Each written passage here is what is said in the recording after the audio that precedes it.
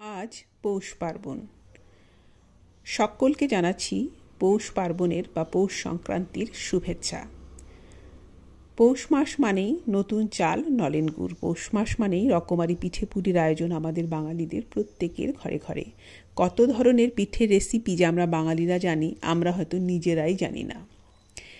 এক এক জায়গায় গেলে এক এক রকম পিঠে আমি কিন্তু দেখতে পাই। যেই পিঠেটা হয়তো আমি আগে কখনোই দেখিনি, এমন অনেক পিঠের রেসিপি আমি বিভিন্ন জায়গায় গিয়ে বিভিন্ন বাড়িতে বানাতে দেখেছি।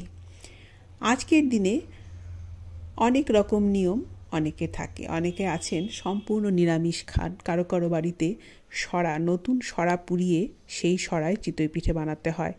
কেউ কেউ তিল খান, বছরের প্রথম তিল এই দিনে খেতে হয়। কারো কারো বাড়িতে বাস্তু পুজো হয়, কারো কারো বাড়িতে আবার সম্পূর্ণ নিরামিষ রান্না হয়।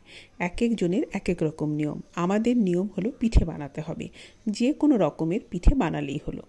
আমি বানিয়েছিলাম ধবধবে সাদা পাটিসাপটা পিঠে। এই ধবধবে সাদা পাটিসাপটা পিঠে আমি কি করে বানিয়েছি তার রেসিপি কিন্তু আমার চ্যানেলে দেয়া আছে। এছাড়াও এই পাটিসাপটা পিঠে ছাড়াও আমি আরও অনেক রকমের পিঠে রেসিপি আমার চ্যানেলে আপনাদের সাথে শেয়ার করেছি। খুব লোভনীয় সমস্ত পিঠে এই পৌষ মাসে আপনারা বানান, বাড়িতে তৈরি করুন, রেসিপি দেখে নিজেরা খান, সবাইকে খাওয়ান। সবাইকে জানাচ্ছি পৌষ সংক্রান্তির শুভেচ্ছা।